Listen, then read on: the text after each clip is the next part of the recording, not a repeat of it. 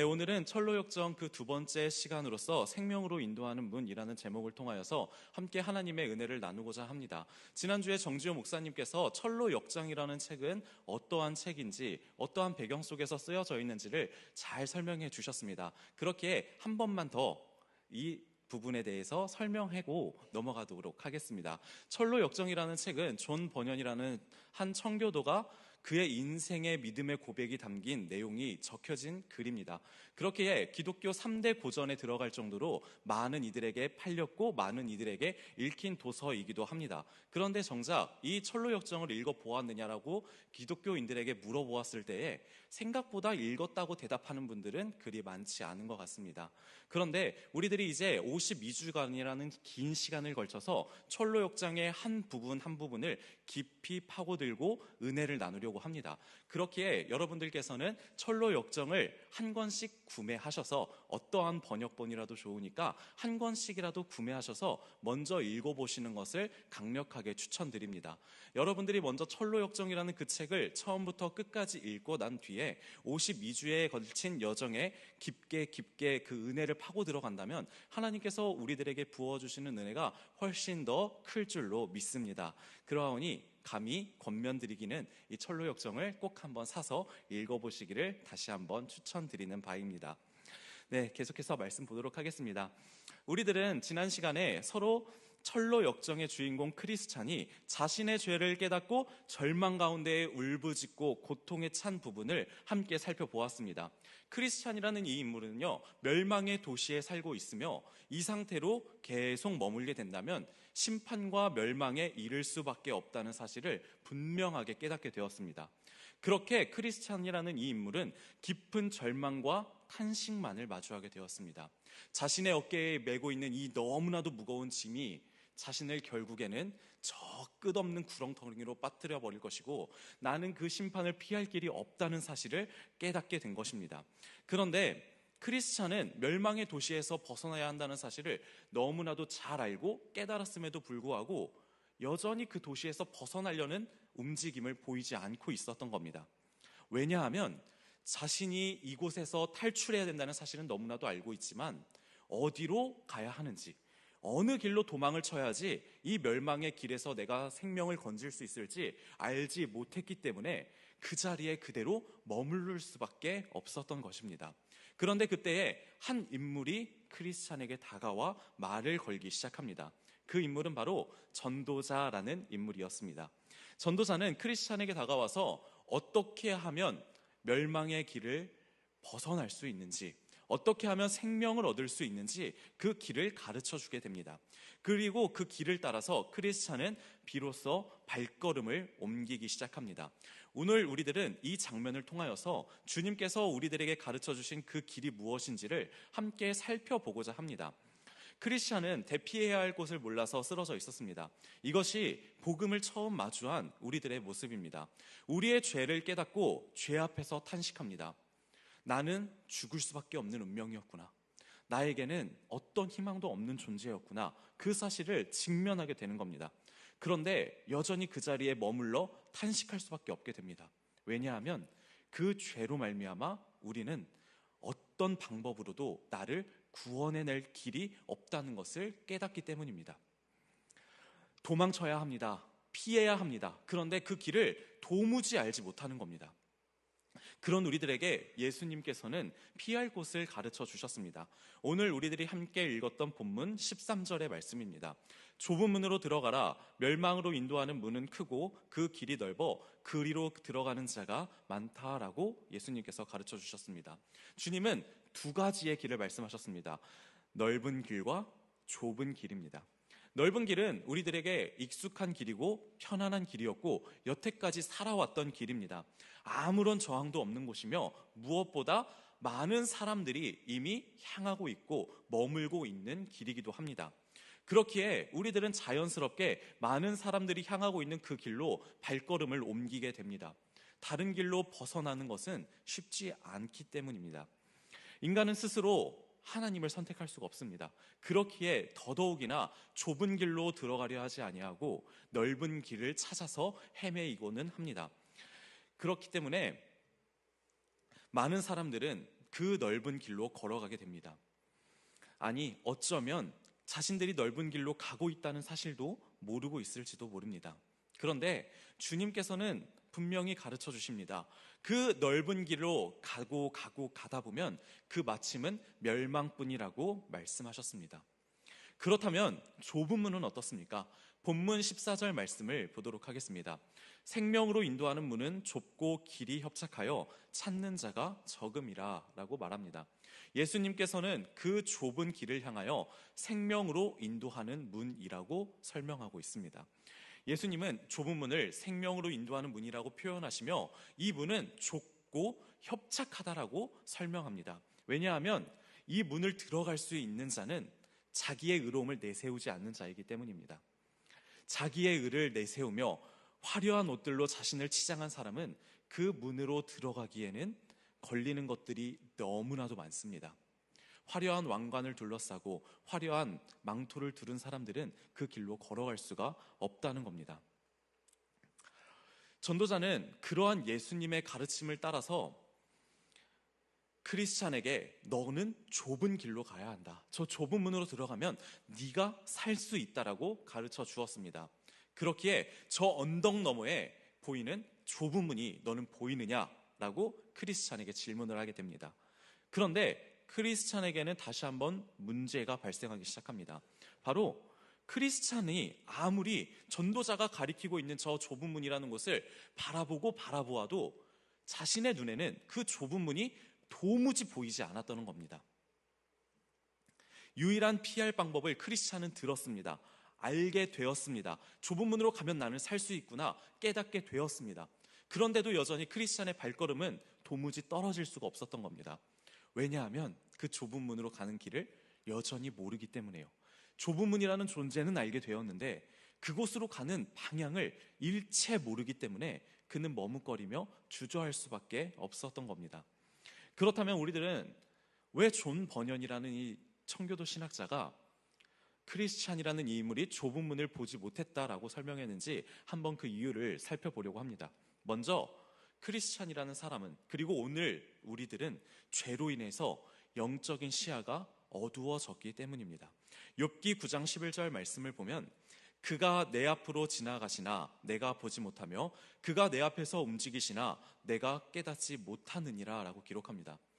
이 욥의 고백은요, 자신이 고통과 아픔과 슬픔 가운데 놓여 있는데 하나님께서 그런 나와 함께 하시는 것이 분명한데 내가 그 하나님의 임재를 도무지 모르겠다는 고백입니다. 안타까운 탄식이 섞여 있는 고백입니다. 하나님께서는 나를 위로하시며 내 앞을 지나가시며 나를 동행하시는 분이신데 분명히 그것을 내가 머리로는 알고 있는데 내가 그것을 보지 못하겠고 도무지 깨닫지 못하겠다라고 안타까운 탄식을 하는 것이 이 욥의 고백입니다. 이 고백처럼 우리들도 마찬가지입니다.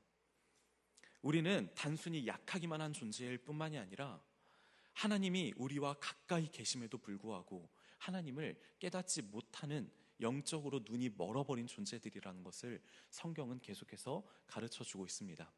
하나님께서 처음 창세기 1장에서부터 이 세상을 만드실 때에 곳곳에 얼마나 아름답도록 하나님의 영광이 드러나도록 세계의 모든 피조물들이 주를 찬양하도록 이 세상을 얼마나 아름답게 만드셨습니까? 그런데 그것이 인간의 죄로 말미암아 모든 것이 죄악 가운데로 떨어지고 모든 피조물들이 고통으로 말미암아 신음하게 되었다고 기록합니다. 하나님의 영광이 온 땅 가운데에 충만해야 할진데 사람은 그것을 보고 하나님의 영광을 도무지 깨달을 수 없게 되었다는 겁니다. 이것이 바로 죄의 결과입니다. 죄는 단순히 우리의 마음과 생각과 행동을 더럽히는 것에 그치지 않고 모든 감각을 마비시켜 버립니다. 하나님을 바라보아도 하나님을 보지 못하는 눈으로 만들고 하나님의 말씀이 귀에 들려도 그 말씀을 깨닫지 못하게 만드는 것이 우리가 가지고 있는 죄의 본질 가운데 하나입니다. 이렇게 죄는 우리의 인식을 끊임없이 왜곡시킵니다. 그래서 결국 하나님을 향한 그 모든 감각을 마비시키는 결과를 가져옵니다. 그래서 인간은 스스로 진리를 하나님을 절대로 발견할 수 없고 스스로 구원의 길을 찾아갈 수 없게 된 겁니다. 그래서 좁은 문이 있다는 것을 알매도 불구하고, 그 문으로 들어가면 살 수 있다는 것을 알고 있음에도 불구하고 그 문을 향하여 나아가는 길을 도무지 발견하지 못하여 그 자리에 머물 수밖에 없는 상태로 우리들을 만들게 된다는 겁니다. 그런데 여기서 끝나지 않습니다. 우리를 괴롭히는 문제는 또 여전히 남아 있습니다. 고린도후서 4장 4절 말씀입니다. 그 중에 이 세상의 신이 믿지 아니하는 자들의 마음을 혼미하게 하여 그리스도의 영광의 복음의 광채가 비치지 못하게 함이니 그리스도는 하나님의 형상이니라 라고 고백합니다.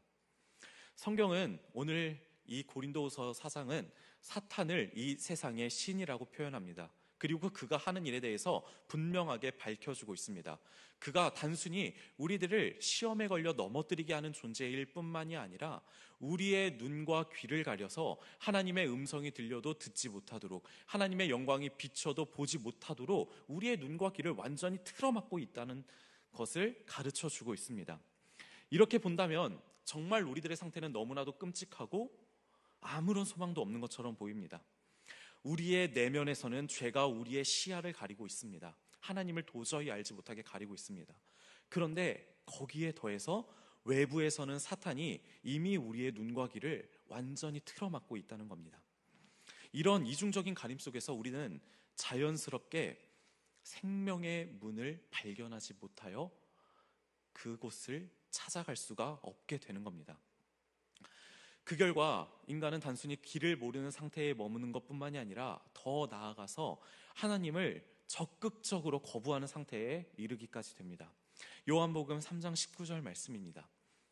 그 정죄는 이것이니 곧 빛이 세상에 왔으되 사람들이 자기 행위가 악함으로 빛보다 어둠을 더 사랑한 것이니라.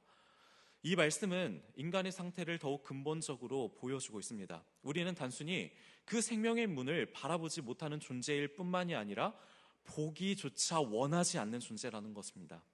빛이 비추어질 때 우리는 그것을 기뻐하기보다는 싫어하고 멀리하고 배척하려 한다는 겁니다. 왜냐하면 하나님의 말씀인 빛이 우리들의 심령 가운데 비치게 된다면 우리의 죄가, 우리의 추악함이, 우리의 연약함이 낱낱이 드러나기 때문입니다. 우리의 삶이 얼마나 하나님 앞에서 왜곡되어져 있습니까? 얼마나 무너져 있습니까? 얼마나 우리들이 교만했고 얼마나 위선적이었으며 얼마나 자기를 드러내기에 바쁜 존재들이었습니까? 그렇기 때문에 빛이 비추면 그것을 거부한다는 겁니다. 어둠에 있는 것이 더욱더 편하기 때문에, 빛이 비추지만 않으면 아무런 거리낄 것이 없기 때문에 더욱더 적극적으로 하나님을 배척하는 단계까지 이르게 되는 것입니다. 그렇기 때문에 우리는 좁은 문으로 들어가기 위해서 반드시 마주해야 할 자기 자신을 회피해버리고 마는 겁니다. 내 안의 죄를 인정하고 싶지 않고 내 삶이 방향이 완전히 잘못되었다는 것을 받아들이고 싶지 않기 때문에 차라리 어둠 속에서 그대로 머물기를 택하는 겁니다. 또한 그것이 나만의 이야기가 아니라 이미 그 넓은 길에 수많은 사람들이 함께하고 있기 때문에 나는 틀리지 않았노라, 나는 잘못되지 않았노라, 그렇게 스스로를 위안시키며 하나님을 더 적극적으로 배척하게 되는 겁니다. 철로 역정 속에 크리스찬의 모습이 바로 이와 같은 모습이었습니다. 그는 길을 몰라서 서 있을 뿐만이 아니라 이러한 내적이고 외적인 이유들로 인하여서 그 좁은 문을 보지 못하는 상태에 있었던 겁니다. 그런데 또 한 가지 중요한 사실이 드러나게 됩니다. 하나님께서는 그러한 상태에 있는 우리들을 긍휼히 여기시고 불쌍히 여겨주셔서 절대 그 상태 그대로 내버려 두지 않으신다는 겁니다. 하나님께서는 이스라엘 백성들이 잘못을 저질렀을 때에, 그들이 하나님을 떠나 우상을 끊임없이 숭배하고 우상을 향하여 절하고 있을 때에 먼저 선지자들을 보내주셨습니다. 하나님께서는 왜 먼저 그들에게 선지자를 보내주셨을까요? 왜 선지자들을 통하여 너희들에게 심판이 임하게 될 것이라는 말씀을 전해주셨을까요? 아모스서 3장 7절 말씀을 보면요, 주 여호와께서는 자기의 비밀을 그종 선지자들에게 보이지 아니하시고는 결코 행하심이 없으시리라 라고 선포하십니다. 이 말씀처럼 하나님께서는 이스라엘 백성들을 책망하시고 심판하실 때에도 먼저 선지자들에게 그 심판에 대한 말씀을 주셨다는 겁니다. 그리고 선지자를 통하여서 온 이스라엘 백성들이 듣게 하셨다는 겁니다. 하나님께서 그렇게 선지자들을 먼저 보내신 이유는 하나의 이유밖에 없습니다. 너희들에게 심판이 임할 것이니 두려워 떨고 있어라. 여태까지 나를 버렸으니 너희들도 한번 두려움 가운데 놓여 있어라. 하나님은 결국 그런 의도로 선지자들에게 그 말씀을 깨닫게 하신 것이 아닙니다. 너희들에게 멸망이 있을 것이다. 너희들이 계속해서 그 넓은 길로 가다 보면 너희들은 멸망할 수밖에 없을 것이다. 심판할 수밖에 없을 것이다. 그러니 이제라도 좋으니, 이제라도 돌이킨다면 내가 너희들을 용서할 것이고 너희들을 싸매어 줄 것이고 너희들을 회복해 하여 줄 것이니 제발 이제라도 돌아오라는 그 하나님의 간절한 외침이었습니다. 그리고 하나님께서는 그 선지자들을 향한 메시지를 한 번만 보내신 것이 아닙니다. 예레미야 7장 25절 말씀을 보겠습니다.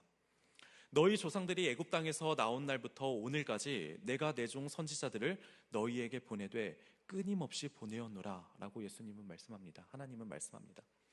이 말씀처럼 하나님께서는 단 한순간도 이스라엘 백성들에게 말씀을 멈춘 적이 없다는 겁니다.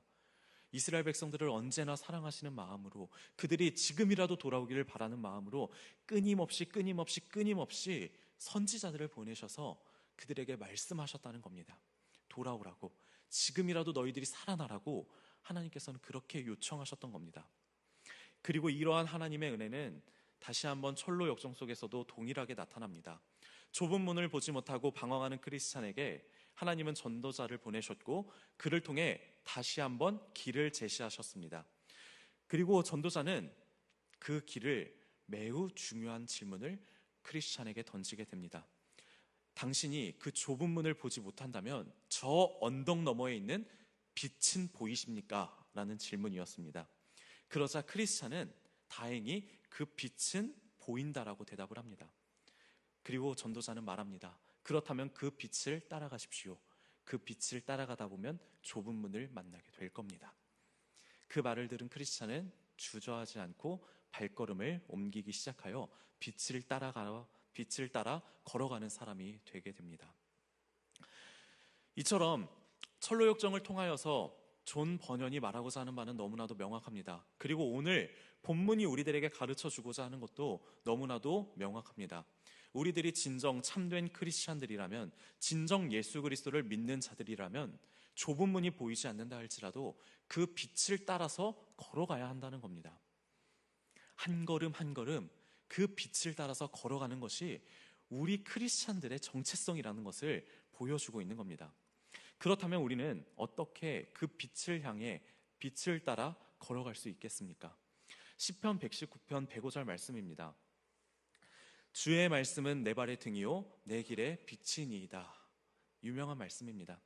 여기서 등은 멀리까지 환하게 비추는 빛을 가리키지 않습니다. 단지 내 발 앞에 자그마한 부분만을 비추는 빛이라는 것을 보여주고 있습니다. 하나님께서는 우리들의 인생을 전체를 그 강한 빛으로 환하게 비춰주셔서 우리가 그 가는 길 하나하나 어디에 장애물이 있고 내가 어떻게 피해야 할지, 어느 방향으로 가야 할지 보여주면 좋겠다는 생각을 우리들은 가지고 있습니다. 그러나 주의 말씀은 우리의 발의 등이라고 가르쳐주고 있습니다. 그저 우리의 발 앞에 있는 조그마한 부분만을 비추는 등이라고 가르쳐주고 있습니다. 이 말씀은 지금 우리가 순종해야 할 그 한 걸음 한 걸음의 걸음의 길을 비춰주신다는 겁니다. 그래서 하나님은 우리들에게 처음부터 많은 것들을 요구하고 많은 것들을 바라지 않습니다. 아주 작고 구체적인 순종에서부터 그 한 걸음을 옮기라고 말씀하는 겁니다. 하나님께서 우리들에게 다른 사람을 용서하라는 말씀을 주신다면 용서하려고 발버둥 쳐보는 겁니다. 실제로 나의 마음이 그 사람을 용서가 되었든 안 되었든 용서하려고, 주님의 말씀이 나에게 주어졌으니 순종하려고 몸부림이라도 한번 쳐보는 겁니다.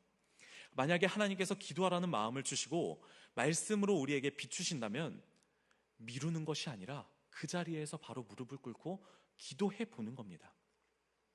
때로는 이러한 자그마한 순종들조차 우리들은 너무나도 무겁고 버겁게 다가올 때도 있습니다.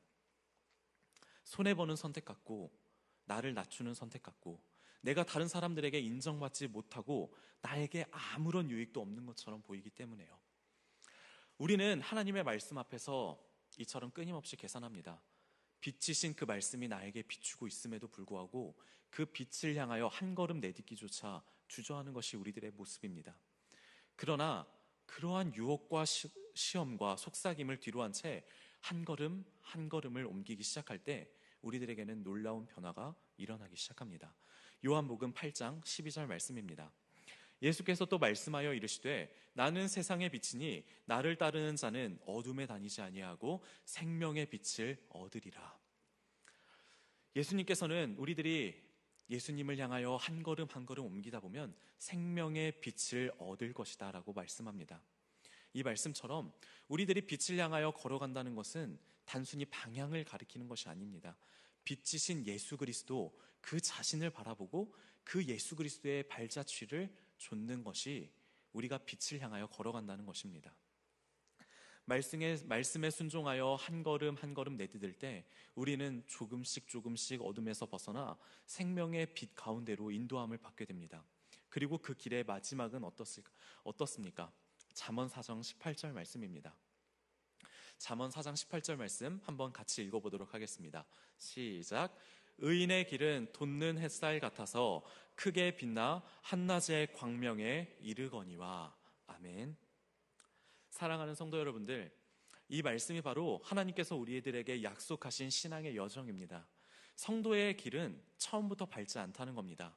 돋는 햇살, 이제 막 떠오르기 시작하는 그 햇빛과 같아서 처음에는 희미하게 보일 수 있다는 겁니다.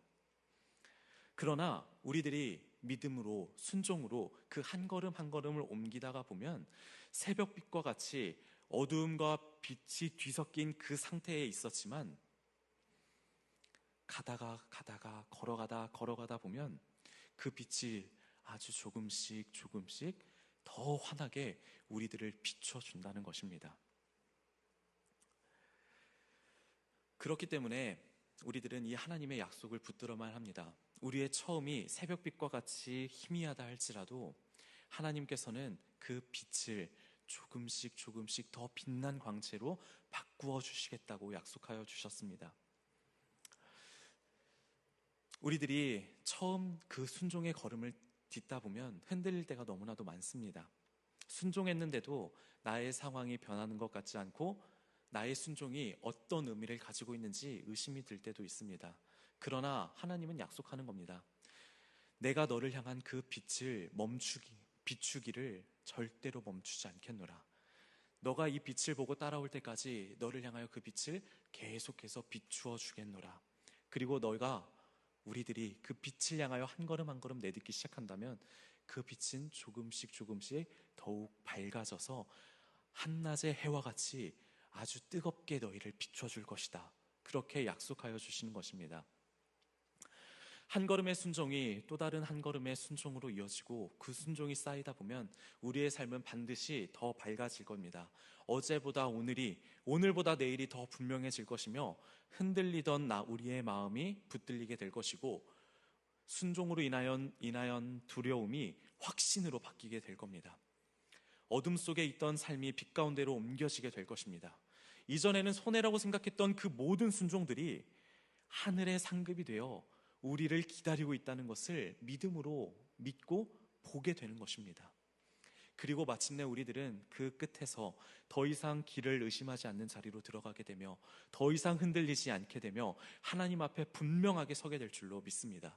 그것이 바로 한낮의 광명에 이르는 길이 되는 것입니다. 사랑하는 성도 여러분들, 이 여정은 어떤 특별한 사람에게만 주어지는 길이 아닙니다. 한 걸음을 내딛는 자에게 주어지는 길입니다. 빛을 따라 걷는 사람들에게 반드시 주어지는 하나님의 약속입니다. 비록 지금 우리들의 삶이 아직 새벽빛과 같이 희미하게 느껴진다 할지라도, 비록 여전히 해결되지 않는 문제와 풀리지 않는 상황 속에서 서 있을지라도 참 빛이신 예수를 바라보며 그 뒤를 따라 걷는다면 우리는 이미 생명으로 가는 그 여정 가운데 서 있는 자들입니다. 그리고 하나님은 다시 한번 우리들에게 분명히 약속하십니다. 그 길을 끝까지 밝히시겠다고, 그 삶을 완전한 빛으로 이끄시겠다고 약속하여 주셨습니다. 그러므로 사랑하는 저와 여러분들, 사랑하는 성도 여러분들, 이제 우리는 더 이상 뒤를 돌아보는 사람이 아니라 앞을 향하여, 빛을 향하여 걸어가는 사람이 되어야 합니다. 작아 보이는 순종일지라도, 아무 의미 없어 보이는 한 걸음이라 할지라도 그 걸음을 멈추지 마시기 바랍니다. 왜냐하면 그 자그마한 한 걸음이 우리를 어둠에서 빛으로 인도하며 희미함에서 분명함으로 이끌 것이며 새벽에서 한낮의 광명으로 이끌어 가게 될 것이기 때문입니다. 오늘 하나님께서는 우리들에게 분명한 길을 보여주셨습니다. 그 길은 넓은 길이 아니라 좁은 문이며 눈에 확연히 보이는 길이 아니라 빛을 따라 한 걸음씩 걸어갈 때 마주하게 되는 문이었습니다. 어쩌면 지금 우리들은 여전히 모든 것이 분명하게 보이지 않는 분들도 있을 겁니다. 여전히 답답하고 여전히 확신이 서지 않는 분들도 있을 겁니다. 그러나 괜찮습니다. 하나님은 우리들에게 그 모든 길의 여정을 한 번에 보여주지 않기 때문입니다. 단지 지금 내가 오늘 내밀어야 할 그 순종의 한 걸음을 보게 하시는 분이십니다. 그렇기 때문에 오늘 우리들에게 중요한 것은 하나님의 길을, 하나님의 뜻을 모두 다 아는 것이 아니라 한 걸음에 순종하는 것, 한 걸음 믿음으로 내딛는 것, 그것을 하나님께서 원하고 계시다는 겁니다. 오늘 하나님께서 우리들의 마음에 비추시는 그 한 가지, 그 작은 순종을 붙잡으시기 바랍니다. 용서하라는 마음이 있다면 용서하시기 바랍니다. 기도하라는 감동이 있으면 지금 기도하시기 바랍니다. 돌아서라는 마음이 있으시다면 더 이상 미루지 않기 바랍니다. 바로 그 한 걸음이 우리의 생명의 길을 세우는 시작이기 때문입니다. 정말 너무나도 부끄러운 고백이지만 제 아들 로이가 태어난 뒤에 가정 예배를 드렸던 적이 한 번도 없었습니다. 그런데 최근 들어서 그 사실을 깨닫게 되었고 하나님께서 그 마음을, 그 순종의 마음을 저에게 허락해 주셨습니다. 그래서 아내랑 계속해서 얘기했습니다. 한번 가정 예배 진짜 제대로 드려보자. 끊임없이 얘기했습니다. 그런데 피곤하다는 이유로, 로이가 울고 있다는 이유로 다양한 이유와 핑계들을 만들며 그 예배의 자리를 만들지 못하고 있었습니다. 그러다 얼마 전에서야 드디어 그 한 걸음을 내딛기 시작했습니다. 그런데 그때조차 너무나도 부끄러웠습니다. 왜냐하면 아내와 저는 식탁에 앉아있고 로이는 방에 들어가서 아이패드를 보고 있었기 때문입니다.